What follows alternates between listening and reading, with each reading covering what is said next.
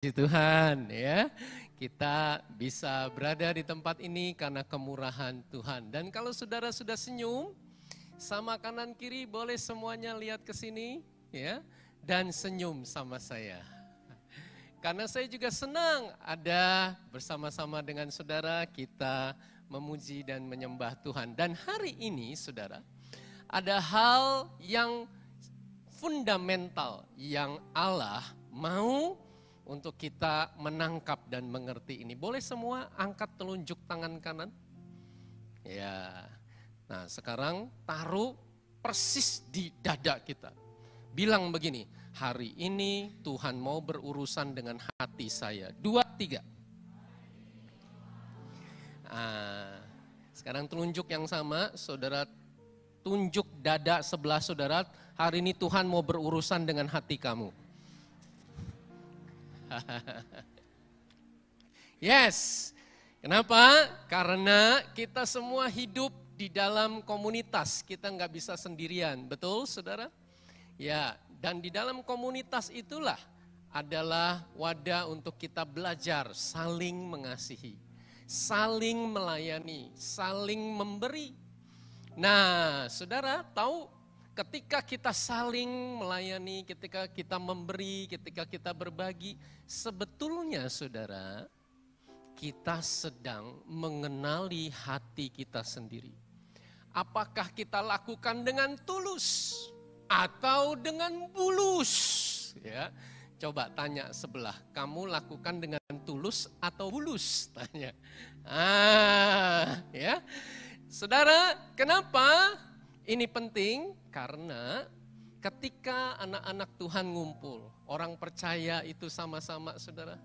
Yang terjadi di lapangan saudara, pada kenyataannya, waktu kita kumpul di dalam home cell, di dalam ibadah, di gereja, kesempatan kumpul itu jadi ajang untuk kita tampil saudara. Ajang untuk menonjolkan diri. Jadi ajang untuk saya menunjukkan betapa hebatnya saya.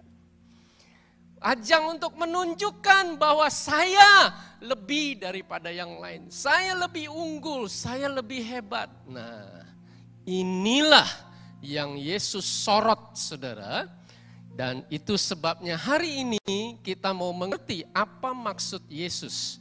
Sikap hati seorang murid dalam memberi.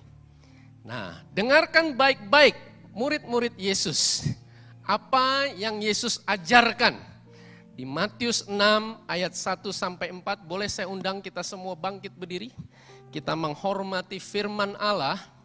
Saudara, pasang telinga, siapkan hati baik-baik karena ini yang diajarkan Yesus buat kita murid-muridnya.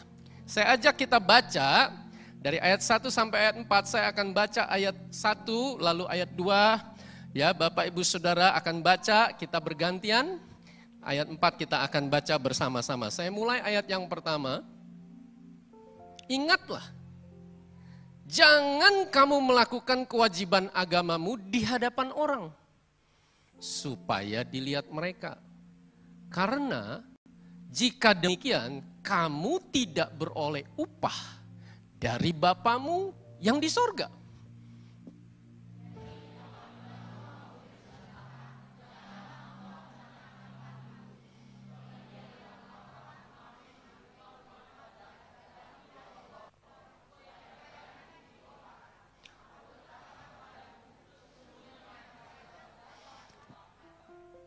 Tetapi jika engkau memberi sedekah, janganlah diketahui tangan kirimu apa yang diperbuat tangan kananmu. Baca sama-sama 2, 3. Hendaklah sedekahmu itu diberikan dengan tersembunyi, maka Bapamu yang melihat yang tersembunyi akan membalasnya kepadamu. Mari saya ajak kita datang kepada Tuhan, kita berdoa sejenak. Kami haus Tuhan. Kami mau duduk diam di bawah kaki-Mu. Hati kami lapar. Berfirmanlah Tuhan. Kami rindu mengerti apa sesungguhnya kehendak-Mu. Apa yang menjadi isi hatimu bagi setiap kami? Pakai keterbatasan hamba-Mu untuk menyampaikan isi hati-Mu Tuhan.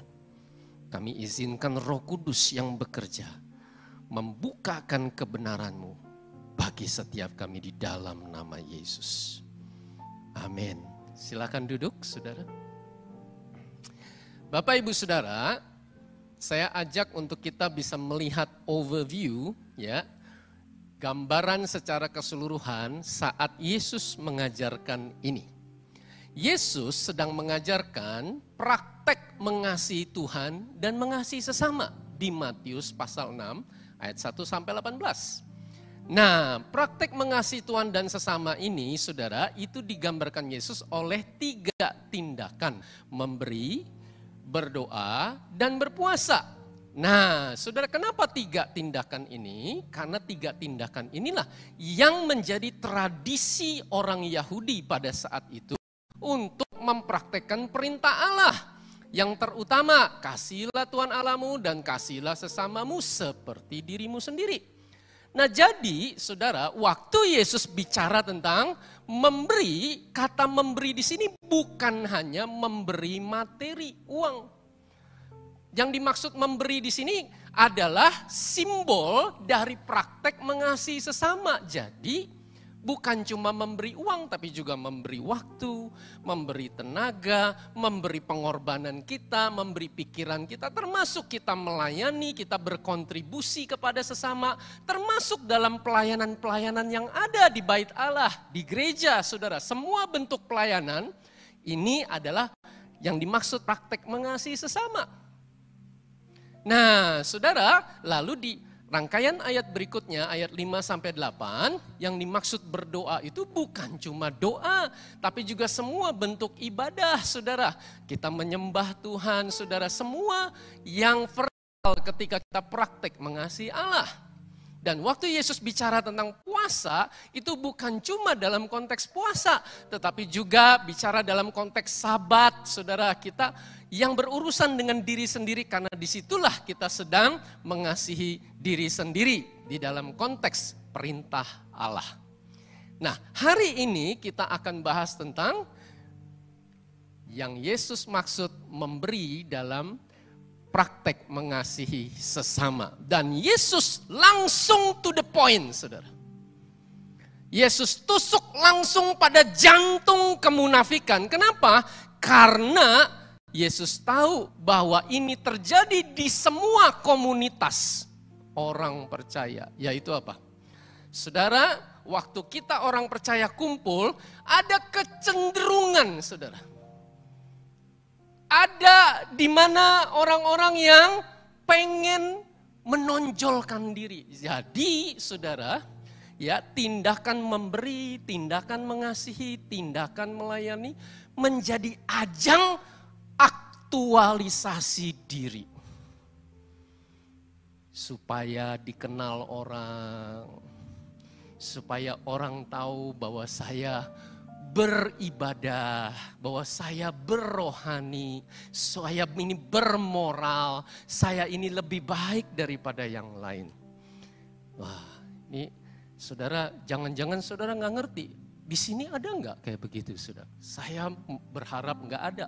Kalau di Kelapa Gading di tempat saya itu banyak, saudara. Nah, coba tanya sebelah. Di Homesel kita ada nggak? Tanya sebelah, saudara. Ya itu apa, saudara? Keangkuhan.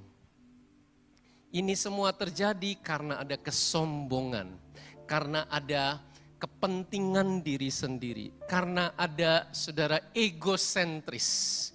Itulah sebabnya, saudara, kalau ini kita nggak bereskan, maka yang terjadi adalah, ya, Homesel, komunitas, gereja itu menjadi ajang sandiwara, saudara.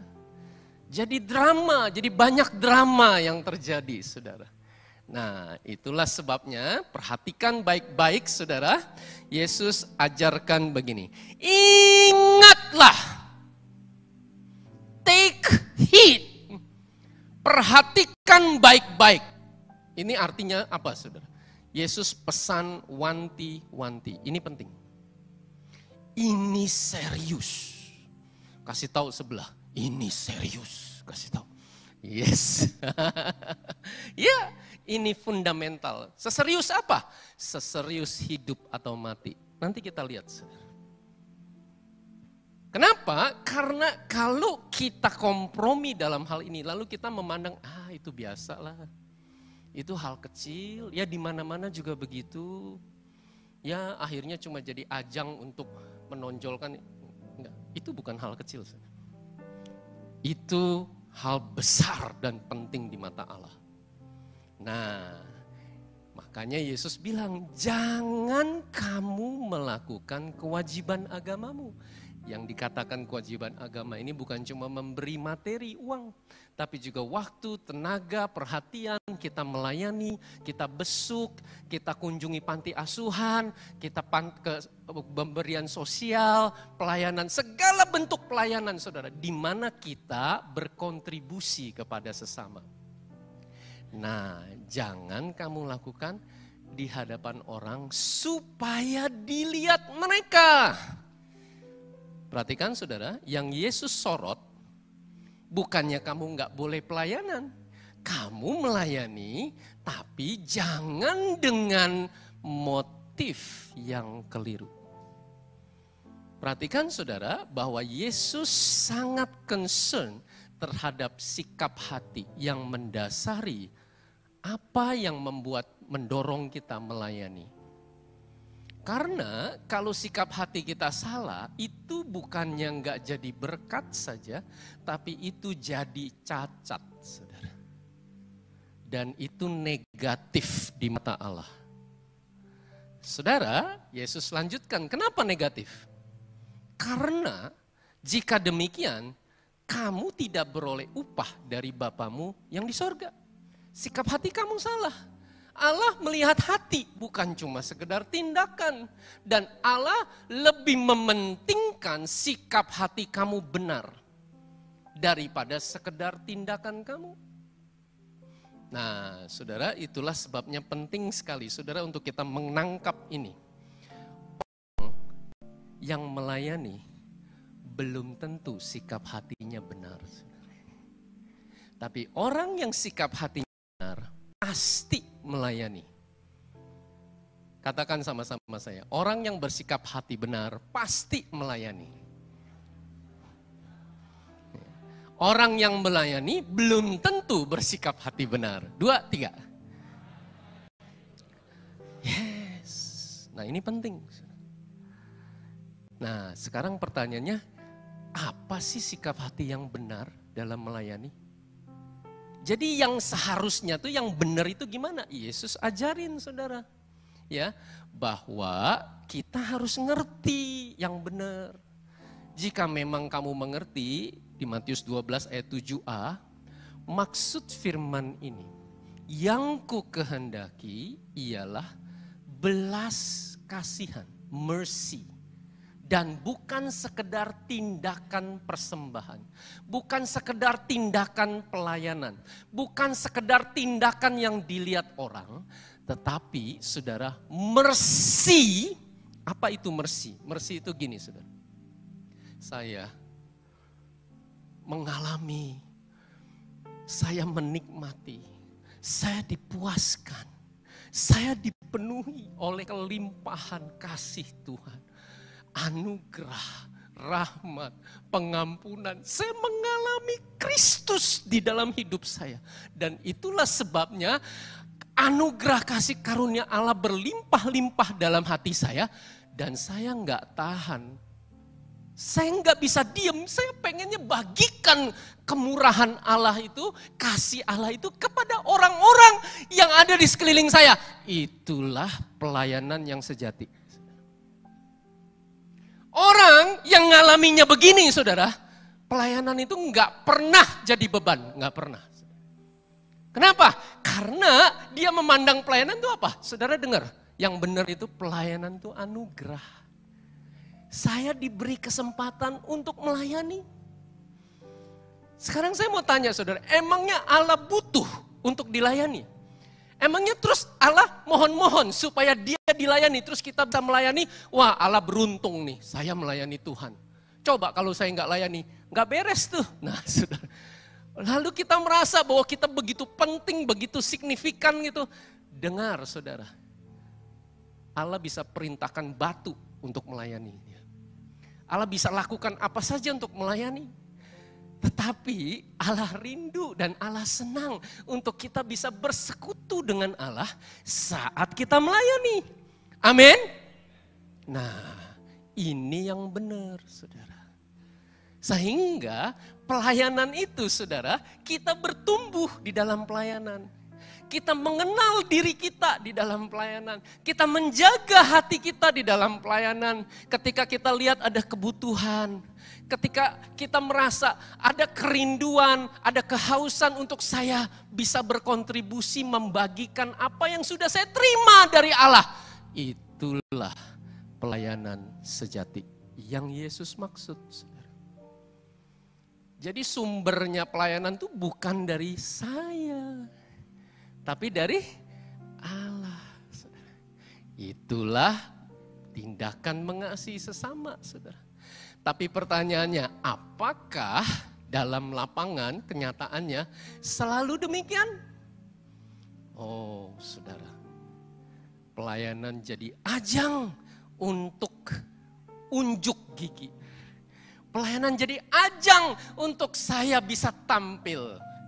Untuk saya bisa dilihat orang, untuk saya bisa muncul. Wow. Coba tengok kanan kiri. Lu ngerti gak sih? Tanya sebelah sana. Ngerti gak maksud Yesus? Ngerti gak? Saudara nangkep gak maksud Yesus? Bukan begitu maksud Yesus. Gak boleh.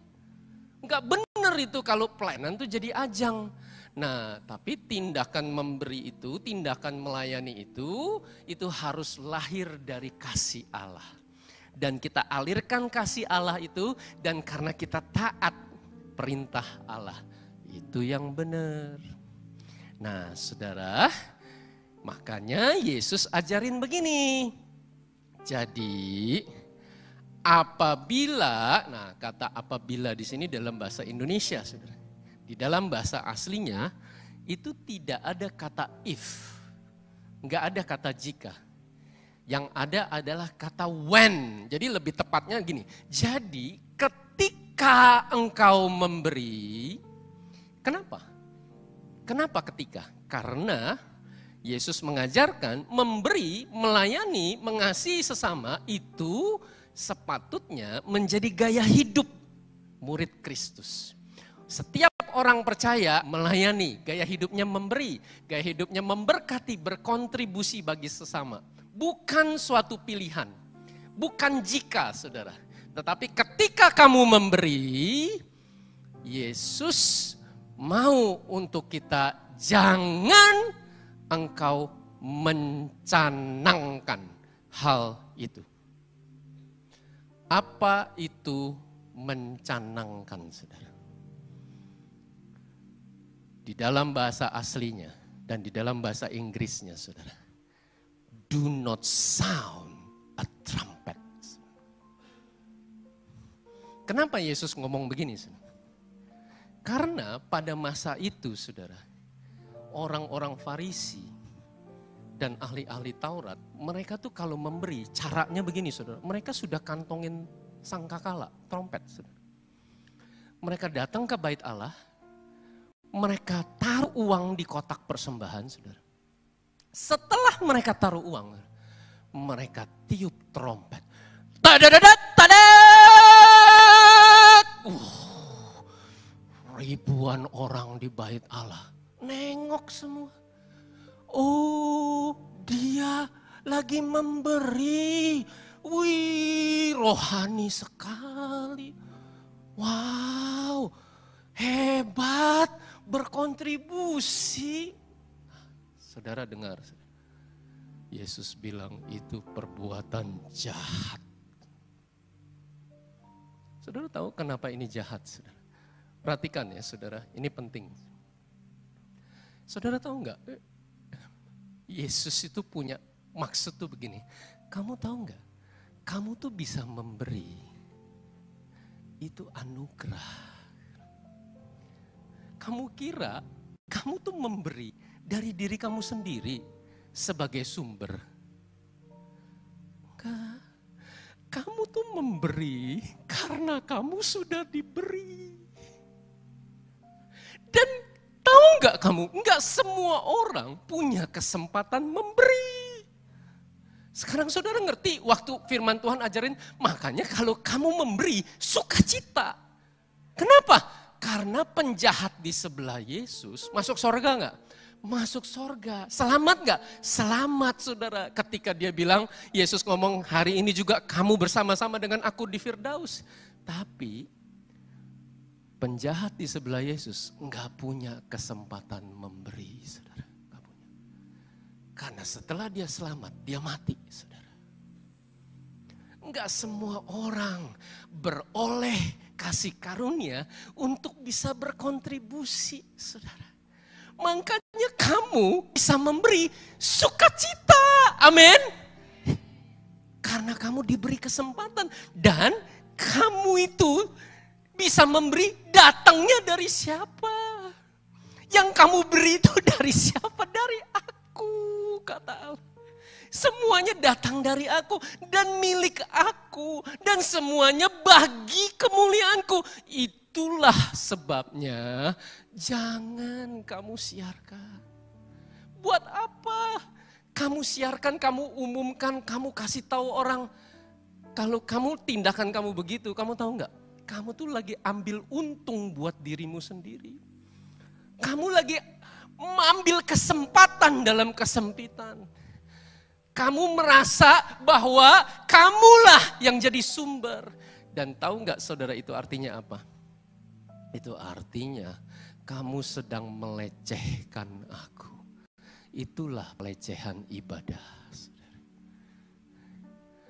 Dan saudara sekalian, pertanyaannya sekarang, Pak, emangnya salah ya Pak kalau kita memberi lalu dikasih orang lain tahu gitu? Nah, lagi pula Pak, emangnya sekarang saya kalau memberi, saya nggak tiup trompet Pak. Zaman sekarang mah nggak pakai trompet saudara. Ya, tapi saya ajak saudara, mari setiap kita tanya diri sendiri saudara. Waktu saya memberi, waktu saya melayani, waktu saya nyumbang panti asuhan, waktu saya lakukan tindakan kegiatan sosial, waktu saya besuk orang sakit, apakah saya foto dan posting di media sosial? Apakah saya foto lalu saya kirim ke WhatsApp grup? Loh, Pak, emangnya selalu salah ya Pak kalau saya posting? Nah, saudara, jawabannya adalah tidak selalu berarti salah. Karena pada jemaat mula-mula, anggota jemaat dan juga Barnabas menyerahkan semua pemberian itu di depan kaki rasul-rasul. Dan itu dilihat oleh anggota jemaat yang lain. Tetapi, saudara, Ananias dan Safira melakukan dengan sikap hati yang salah. Dan saudara tahu apa yang terjadi? Perhatikan ya saudara. Ini yang terjadi di Kisah Rasul, yaitu apa? Waktu Petrus terima persembahan Safira, saudara, dan Ananias itu. Ya, saudara, lalu ditanya, ini udah semua? Udah semua, padahal enggak semua, saudara, itu cuma sebagian. Saudara, apa respon Petrus? Petrus enggak lakukan begini. Aduh, Ananias, kamu harus bertobat. Kamu sikap hati kamu salah, sini saya doain. Saya tumpang tangan, bertobat ya kamu. Enggak begitu, saudara. Enggak begitu. Saudara tahu apa yang terjadi? Ini udah semua? Udah. Benar udah semua? Benar. Mati kamu, gubrak mati di tempat. Wow. Saudara tahu enggak itu artinya apa sih?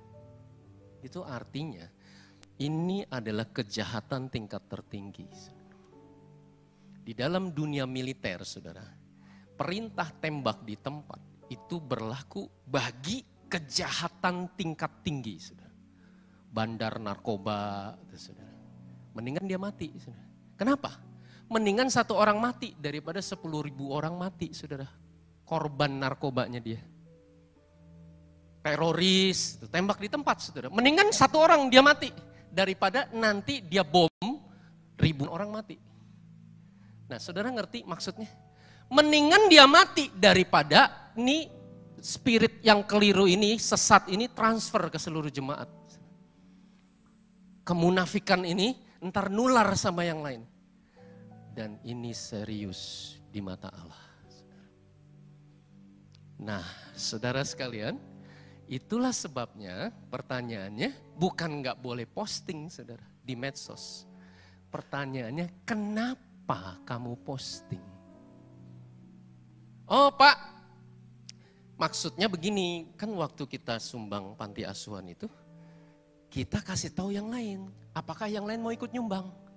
Jadi kita korporat Pak, kita bareng-bareng, nggak cuma 1-2 orang. Oh itu baik sekali saudara, kalau memang motifnya semata untuk itu. Saudara. Oh Pak, saya posting di WhatsApp group, supaya teman-teman di komunitas itu bisa dukung doa Pak. Jadi kita lakukan ini secara bersama-sama bergandengan tangan. Oh itu baik sekali saudara. Kalau memang motifnya semata untuk itu saudara. Tapi dengar saudara, Allah tidak bisa dibohongi. Kalau ada motif yang lain, kalau ada agenda pribadi, kalau ada kepentingan yang lain, saudara, Allah tahu. Sekarang semua sekali lagi angkat telunjuk tangan kanan. Letakkan di depan hidung sebelah saudara, Allah tahu, kasih tahu saudara. Yes. Allah tahu saudara. Apa sesungguhnya motif saya posting-posting? Apa sesungguhnya maksud saya kasih tahu yang lain? Nah saudara, pertanyaan ini penting. Saudara, kenapa? Karena kalau kita punya kepentingan yang lain, kita punya agenda pribadi, Yesus bilang itu munafik. Saudara tahu bahasa Indonesia bagus saudara, munafik. Muka nabi pikiran kotor saudara. Wah, di luarnya kelihatannya baik, di dalamnya hancur saudara. Dan di dalam bahasa Yunaninya munafik itu hypocrites. Kita akan mengerti maksud Yesus kalau kita ngerti apa itu hypocrites. Hypocrites adalah kata yang dipakai untuk menggambarkan makna seorang aktor atau aktris. Saudara tahu aktor, aktris kerjaannya apa? Satu pekerjaan utama seorang aktor dan aktris yaitu acting. Apa itu acting? Acting adalah tindakan berpura-pura. Kalau aktor atau aktris lagi nangis, dia bukan berarti hatinya sedih. Dia lagi acting itu. Itu adalah tindakan yang palsu. Nah, kalau aktor aktrisnya hebat, saudara, hatinya nggak sedih, tapi dia bikin nangis orang dengan nangisnya yang palsu. Nah, itu aktor hebat, saudara. Sampai orang yang nonton bisa sedih, padahal hati dia nggak sedih, saudara. Nah, itulah hypocrites. Nah, kenapa demikian? Karena memang aktor aktris itu tujuannya untuk memberi kesan. Orang lain jadi sedih. Kalau aktornya happy bukan berarti dia hatinya sukacita. Tapi orang yang nonton bisa happy. Wow, itu hebat saudara. Dan itu memang kerjaannya aktor dan aktris. Tapi Yesus berkata, di dalam ibadah, di dalam kehidupanmu mengasihi sesama, bukan begitu caranya. Itu mah di atas panggung sandiwara teater. Dalam kehidupan nyata enggak boleh terjadi demikian. Amin. Yes. Nah, saudara, karena saat kita mau mengesankan orang lain, saat kita mau bikin orang lain punya persepsi tertentu terhadap saya, sebetulnya saya sedang berpusat pada kepentingan saya sendiri. Saya mau menangkan diri saya sendiri. Saya punya agenda pribadi untuk diri sendiri. Saya punya motif, maksud, dan tujuan diri sendiri, bahkan lebih daripada kepentingan kerajaan Allah. Saudara tahu betapa banyak komunitas yang hancur, gereja yang rusak karena kepentingan pribadi yang demikian ini. Itulah sebabnya, saudara, hari ini saya ajak saudara untuk kita masuk lebih dalam. Yesus bilang, kenapa mereka lakukan semua itu? Supaya mereka dipuji orang. Jadi mereka manipulasi tindakan memberi, tindakan mengasihi. Sesungguhnya mereka punya agenda pribadi sendiri. Nah, lalu saya pernah disautin begini, Pak, berarti kalau enggak dipuji, kalau orang lain enggak menyanjung, berarti enggak apa-apa dong, Pak. Nah, saudara tangkap maksud Yesus. Maksud Yesus itu begini, kalau orang lain enggak puji, bukan berarti terus kamu berarti lolos. Saudara, karena orang-orang melakukan demikian, mereka yang munafik lakukan itu, bukan sekedar semata dipuji. Tapi intinya adalah agenda pribadi. Apa itu agenda pribadi? Bisa karena mau punya pengaruh tertentu, saudara. Bisa karena ada, saudara, intrik dan politik di dalam gereja, saudara. Bisa karena saya mau terkenal dan populer, saudara. Supaya wajah saya dikenalin sama orang lain. Dan seterusnya. Coba tengok kanan kiri, tanya sebelah. Di tempat kita ada nggak? Kayak gitu, tanya sebelah. Apa ini cuma yang di tempat Yesus saja, saudara? Nah, saudara tahu kenapa Yesus ajarkan ini? Karena Yesus tahu, saudara, kita semua orang berdosa. Dan karena dosa merusak jiwa kita, maka kita cenderung melakukan hal yang demikian. Dan Yesus melanjutkan, aku berkata kepadamu sesungguhnya mereka sudah mendapat upahnya. Dengar, saudara, kalau praktek-praktek demikian terjadi, itu selesai di mata Allah. Enggak diperhitungkan oleh Allah. Artinya, saudara, Allah justru yang diperhitungkan oleh Allah adalah cacatnya, pelanggarannya, hal serius yang terjadi yang ada di hati setiap kita. Dan inilah yang saya ajak untuk kita mengerti. Kenapa Yesus bilang itu adalah perbuatan jahat. Nah, saudara, mari saya ajak untuk kita nangkap maksud Yesus. Kenapa sih? Kenapa? Hal-hal seperti ini terjadi di gereja, di komunitas, di kumpulan orang percaya. Saudara, ya, perhatikan baik-baik. Kita semua pada awalnya diciptakan segambar dan serupa dengan Allah. Penuh dengan kemuliaan Allah. Tapi karena kita jatuh dalam dosa, Roma 3 ayat 23 katakan kita kehilangan kemuliaan Allah. Dan karena pada hakikatnya kita ini diciptakan segambar dengan Allah, tahu nggak saudara? Seumur hidup kita mencari kemuliaan yang hilang itu, saudara. Apa maksudnya mencari kemuliaan yang hilang itu? Mencari kemuliaan yang hilang itu artinya ada hasrat di dalam hati kita pengen dihargai orang, saudara. Ada kerinduan supaya orang lihat saya bahwa saya ini somebody. Saya ini unik. Ada keinginan supaya orang lain itu bisa mengapresiasi, memandang saya berharga, memandang saya pribadi yang mulia, yang hebat. Itulah sebabnya saya pengennya dihormati. Dan saudara, dengar ya, perhatikan baik-baik. Sebenarnya hasrat ini tidak salah, saudara. Karena kita diciptakan segambar dengan Allah. Yang salah adalah kita cari kemuliaan itu tidak kepada Allah. Tapi kita cari dari sumber yang lain. Inilah yang dijelaskan di dalam Yeremia 2 ayat 13. Mari saya ajak kita baca sama-sama. 2, 3.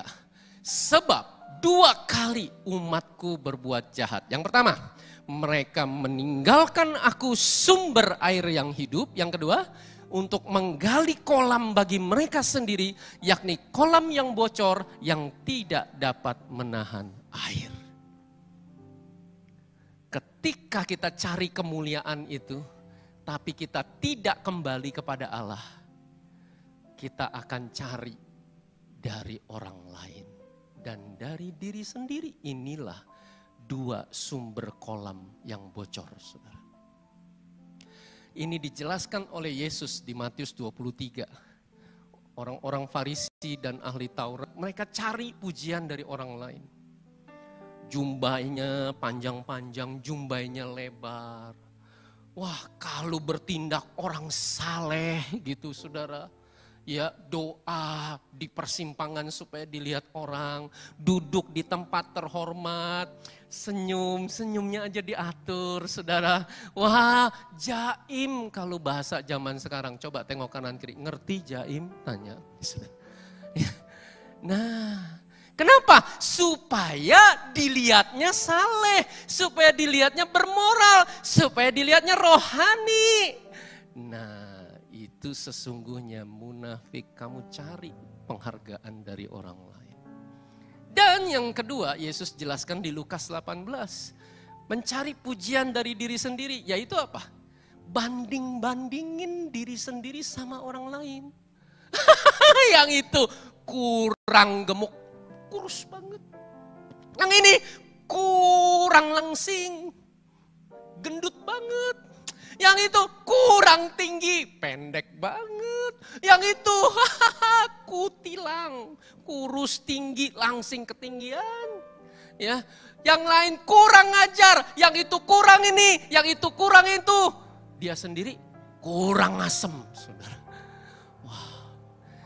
Nah, Pak, saya enggak begitu, Pak. Nah, saudara tahu enggak? Orang yang cari pujian dari diri sendiri itu lakukannya zaman sekarang dengan cara apa sih? Dengan cara gosip. Saudara tahu gosip? Makin digosok, makin sip. Saudara. Pastor Daniel tahu nggak dia?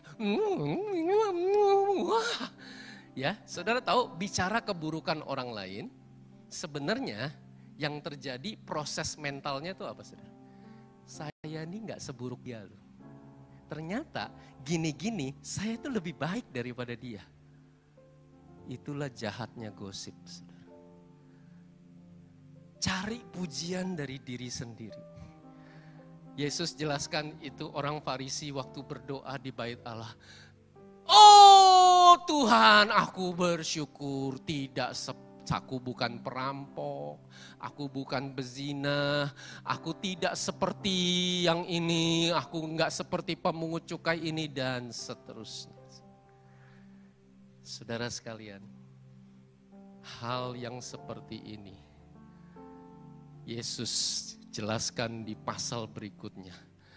Enyahlah kamu daripadaku, hai pembuat kejahatan. Dan saudara tahu, kejahatan itu tidak terjadi di luar sana. Malah kejahatan itu terjadi di mana? Di dalam bait Allah, saudara. Di mana bait Allah dijadikan ajang untuk mengambil untung. Ajang untuk kepentingan pribadi. Ajang untuk mewujudkan agenda pribadi. Makanya Yesus bilang, rumahku akan disebut rumah doa dan bukan jadi sarang penyamun. Bukan dagang, nggak boleh saudara. Dagang silahkan dong, kita habis ibadah mau makan, kita perlu makan. Tapi pertanyaannya gini, bukan soal dagangnya. Apakah kamu jadikan bait Allah ajang untuk kamu take benefit for yourself? Itulah yang Yesus sorot, saudara. Itulah sebabnya murid-murid Yesus dengar. Mari saya ajak setiap pribadi tanya diri sendiri. Apakah saya jadikan home cell, ibadah, pelayanan, gereja, itu jadi ajang untuk saya mewujudkan agenda pribadi saya? Ini pertanyaan penting di mata Allah, saudara. Kenapa? Karena Allah menghendaki kita punya sikap hati yang benar. Kalau sampai ada ragi Farisi itu, dengar saudara, bertobat. Pertanyaannya, maukah saudara mengoreksi? Jikalau sekiranya ada di dalam hati kita cek, iya, kadang-kadang ada sih Pak. Iya, sebenarnya sejujurnya, iya saya tergoda Pak untuk lakukan itu. Nah saudara dengar, sebenarnya kita semua tuh ada. Saudara. Saya pun saudara ngalami masa-masa di mana tergoda. Ya apalagi saudara ketika ya ada kesempatan untuk muncul saudara. Wah seneng rasanya saudara bisa ada dikenal dan seterusnya. Tapi dengar saudara, bukan dikenalnya yang salah. Tapi ketika saya menikmati kemuliaan Allah yang sepatutnya itu milik Allah. Itulah yang tidak berkenan di hadapan Allah. Nah sekarang pertanyaannya, gimana caranya untuk kita mengoreksi, untuk kita bertobat, untuk kita lakukan tindakan yang benar? Yesus ajarkan di ayat berikutnya saudara. Ada 3 tindakan yang penting untuk kita lakukan, untuk kita bersikap hati yang benar saat kita memberi, saat kita melayani, saat kita mengasihi. Yang pertama, Yesus ajarkan begini, tetapi jika engkau memberi sedekah, baca sama-sama, 2, 3. Janganlah diketahui tangan kirimu apa yang diperbuat tangan kananmu. Apa maksudnya ini saudara?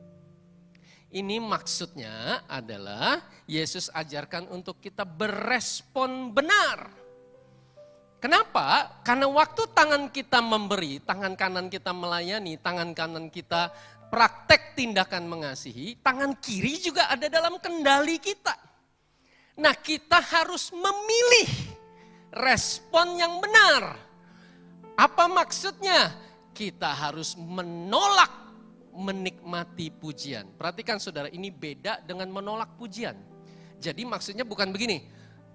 Wah, kamu sudah waktu itu, waktu saya sakit besukin saya.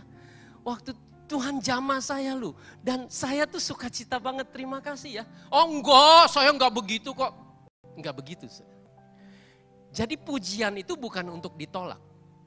Yang benar itu, respon yang benar itu gimana? Pujian itu dialihkan. Deflect the praise.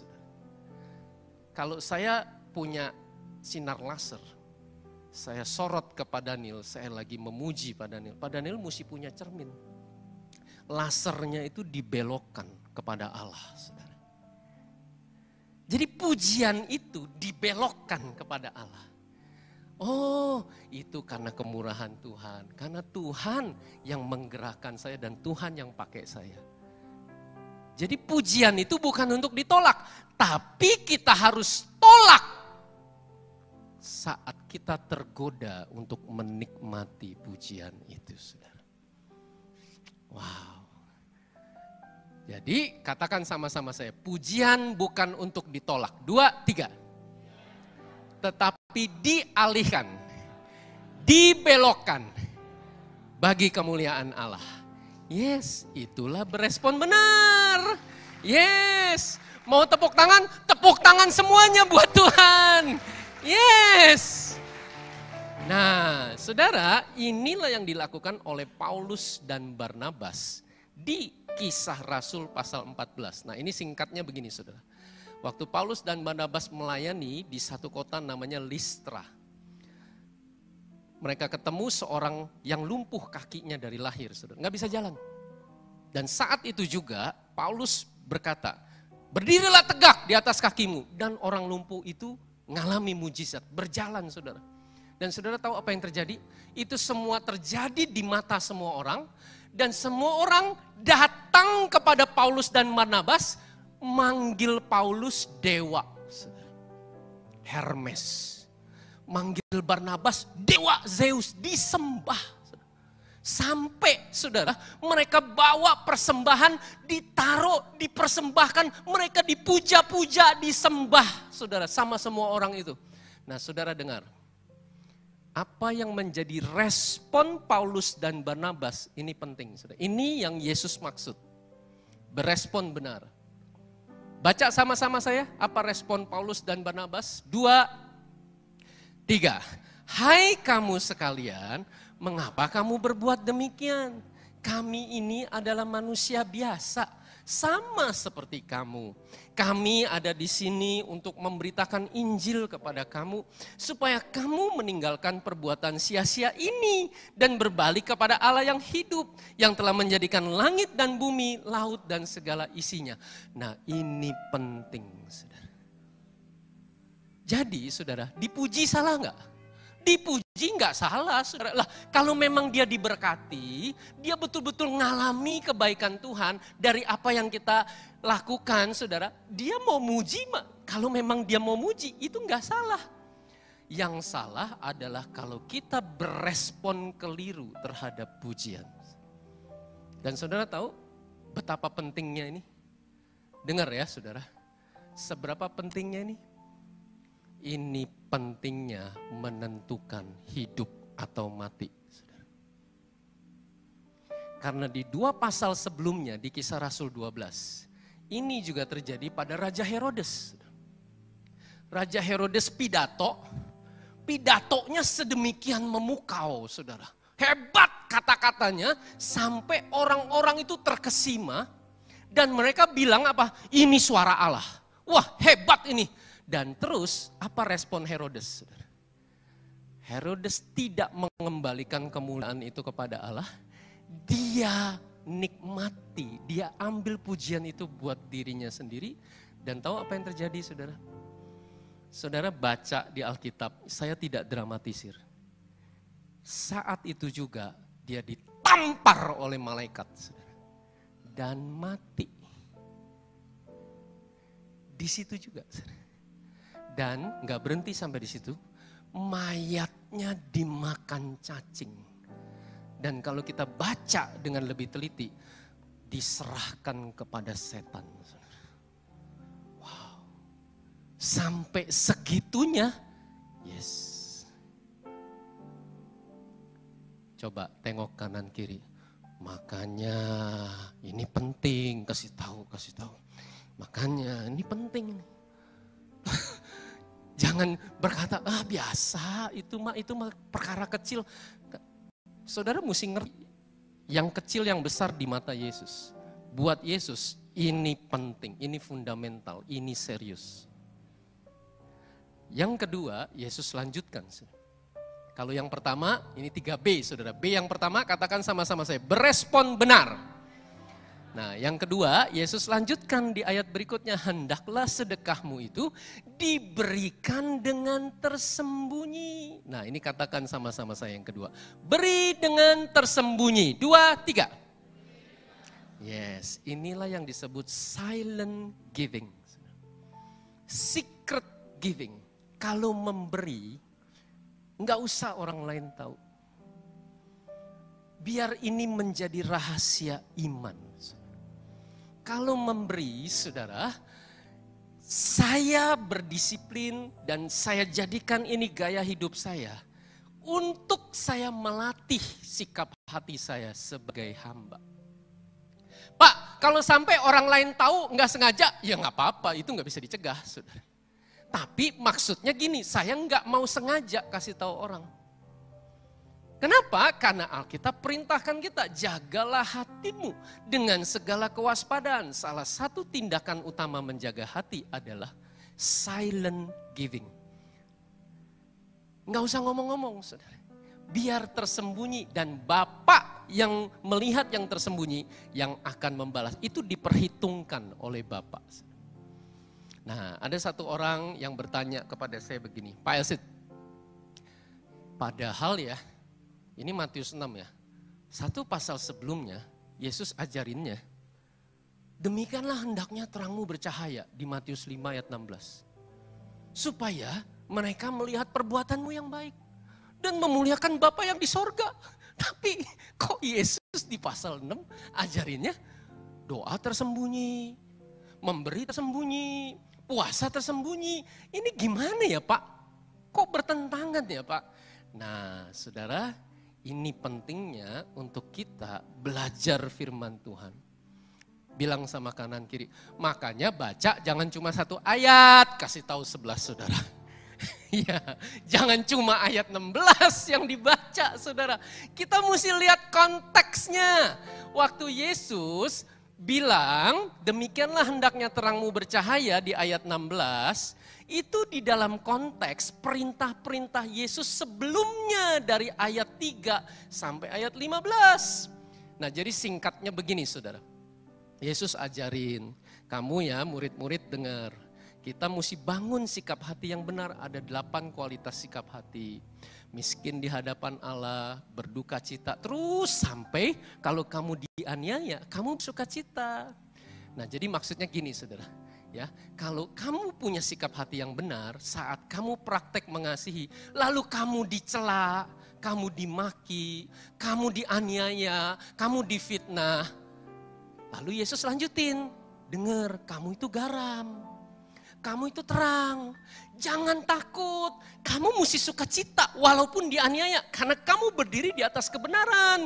Jangan takut, maju terus, demikianlah hendaknya terangmu bercahaya. Karena saat mereka aniaya kamu, kamu tetap mengasihi mereka. Itulah yang Yesus maksud, saudara. Jadi jangan kamu malah jadi kecil hati, kamu jadi mundur. Enggak, maju terus. Kamu yang benar, justru kalahkan kejahatan mereka dengan kasih dari Bapa. Itulah terangmu bercahaya, saudara. Tapi yang Yesus maksud di pasal 6 ini adalah begini. Waktu kamu berdoa, waktu kamu memberi, waktu kamu puasa, enggak usah cari perkenanan orang. Apalagi kamu posting di sosmed, nungguin ada berapa likes. Enggak begitu, ibadah itu enggak begitu. Kamu nungguin ada berapa yang subscribe. Enggak begitu. Kamu lakukan dengan tersembunyi, bukan cari validasi dari orang lain. Validasi yang terpenting dan yang terutama adalah dari Bapa. Amin? Amin? Nah, saudara, jadi pertanyaannya bukan begini, berapa banyak like? Like-nya berapa? Subscriber berapa? Oh, saudara.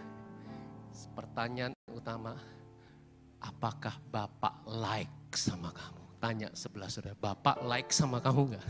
Yes. Itu yang terutama. Yes, perkenanan Bapa. Dan yang ketiga, Yesus lanjutkan. Yang ketiga, katakan sama-sama saya, berfokus pada Bapa.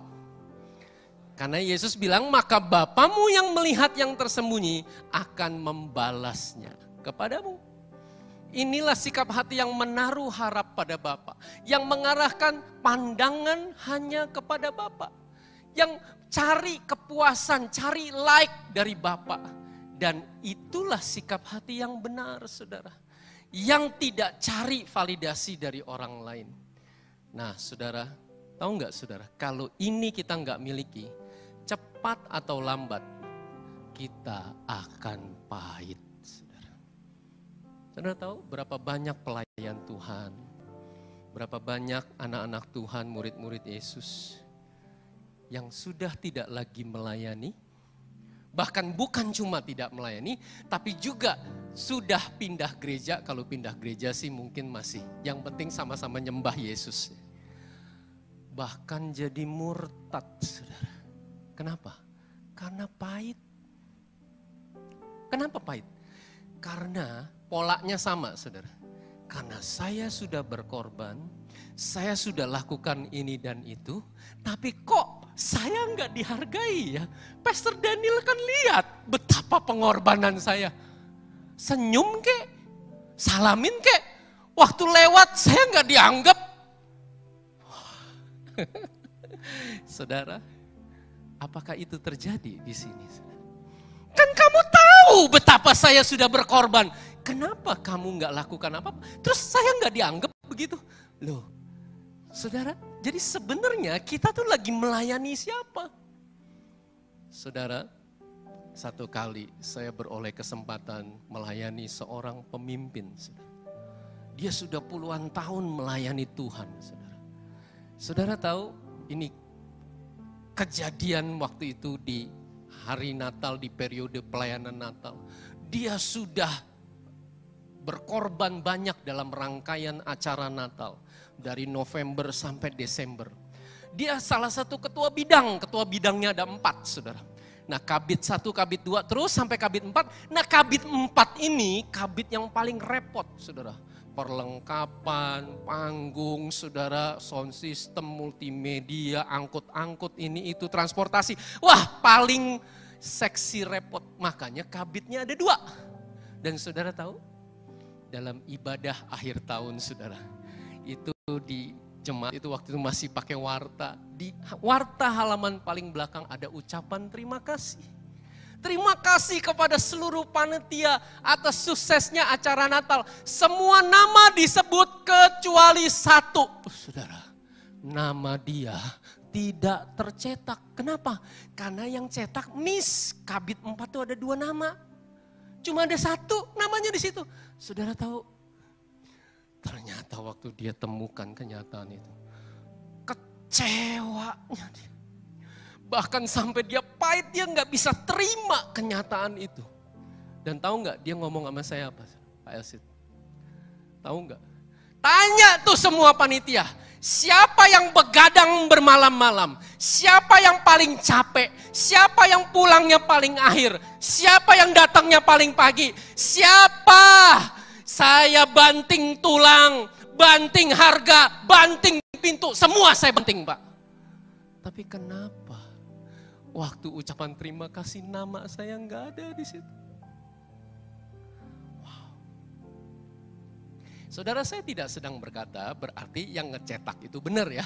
Ya sepatutnya nggak miss. Tapi ya kejadian udah terjadi, sudah miss, tapi terlepas dari hal itu. Ini menarik. Ada satu pertanyaan penting. Sebenarnya selama puluhan tahun kamu melayani, motif kamu apa? Saya ajak saudara sekarang tatap mata sebelah saudara. Motif kamu apa?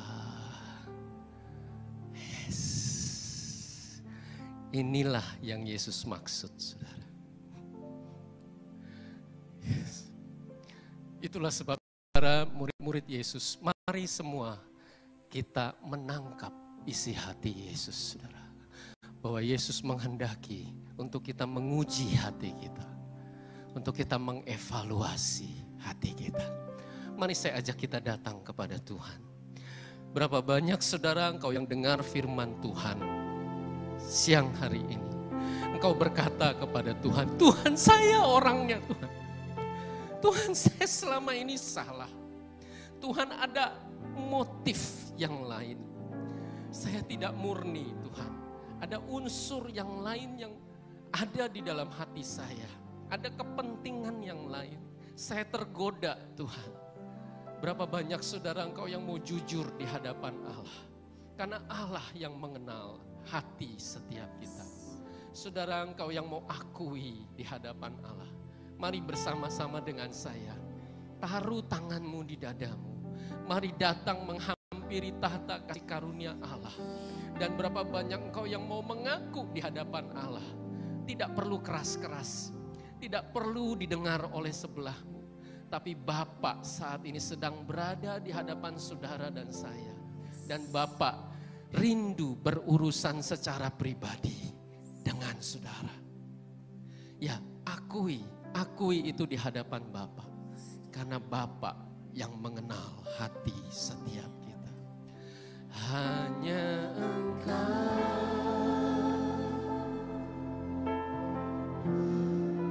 pribadi yang mengenal hatiku. Tiada yang tersembunyi bagimu. Seluruh isi hatiku Kau tahu, dan bawaku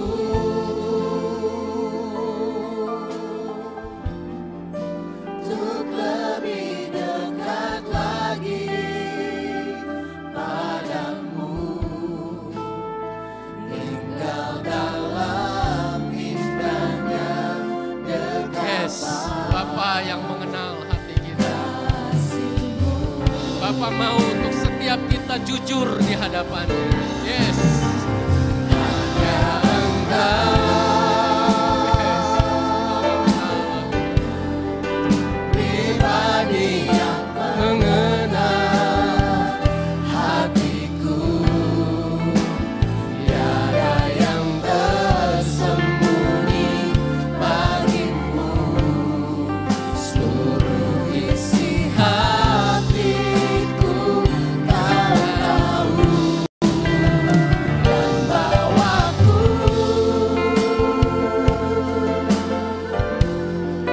untuk lebih dekat lagi padamu,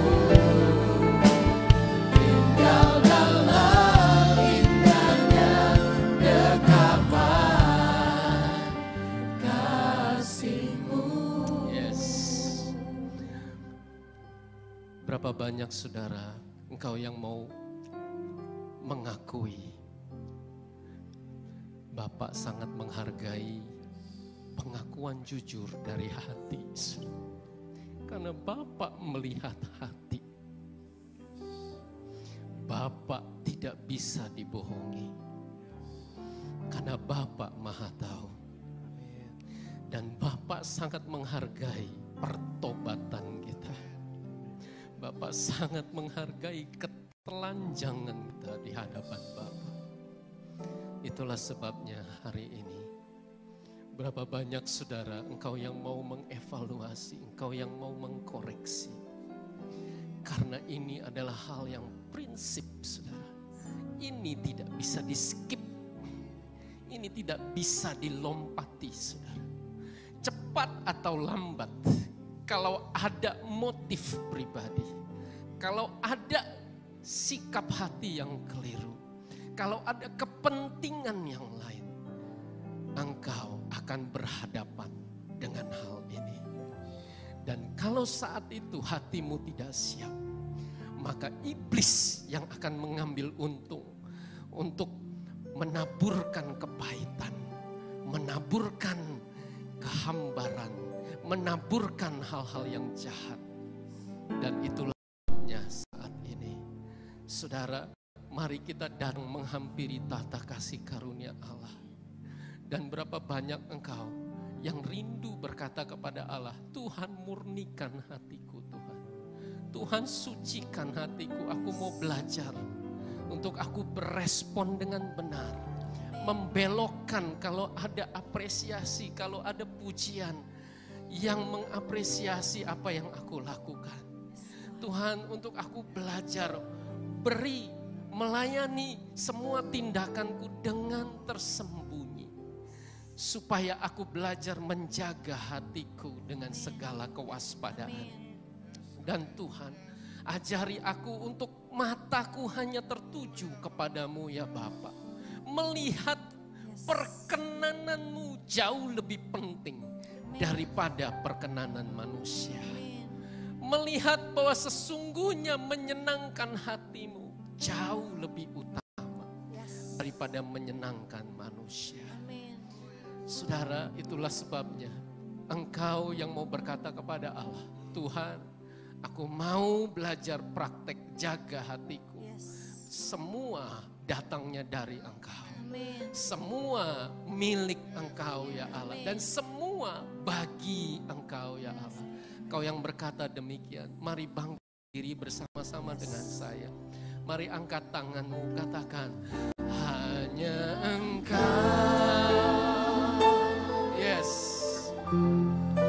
Pribadi yang mengenal hatiku, tiada yang tersembunyi bagimu.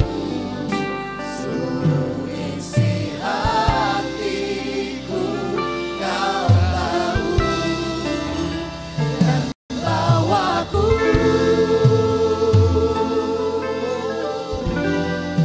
untuk lebih dekat lagi padamu. Tinggal dalam indahnya dekatan. Engkau yang mengenal hati kami Tuhan. Tuhan, Engkau yang tahu bahkan di dalam relung hati kami. Yes. Pribadi yang mengenal hatiku, tiada yang tersembunyi bagimu. Seluruh isi hatiku kau tahu, dan bawaku untuk lebih dekat lagi padamu. Tinggal dalam indahnya dekapan kasih-Mu. Bapa, kami berdoa di dalam nama Yesus. Setiap benih kebenaran yang sudah ditaburkan boleh tumbuh di dalam tanah hati kami yang baik. Ketika kami mendengar firman-Mu dan kami beroleh kasih karunia untuk melakukannya dalam hidup kami sehari-hari. Untuk kami selalu menguji, mengevaluasi hati kami. Supaya kami belajar berespon benar. Setiap kali ada apresiasi, ada pujian, ada hal positif yang disampaikan. Kami belokkan, kami alihkan kemuliaan hanya kepada Tuhan. Dan kami belajar berdisiplin untuk melatih, menjaga hati kami, memberi, melayani dengan tersembunyi. Dan juga untuk mengarahkan hati dan mata kami hanya tertuju kepadamu Bapa. Mencari perkenanan-Mu dan mementingkan apa yang menjadi kehendak-Mu di dalam hidup kami. Lebih daripada hal di hadapan manusia. Kami berdoa Roh Kudus yang terus menginspirasikan, membukakan dan mewahyukan kebenaran-Mu di dalam hati kami. Sampai kebenaran-Mu ini memerdekakan kami. Di dalam nama Tuhan Yesus. Sama-sama kita katakan, amin. Sebelum duduk, saudara datangi 7 orang. Berapa orang? 7 orang, tatap matanya, salami dia, bilang begini, tinggal prakteknya. 2, 3.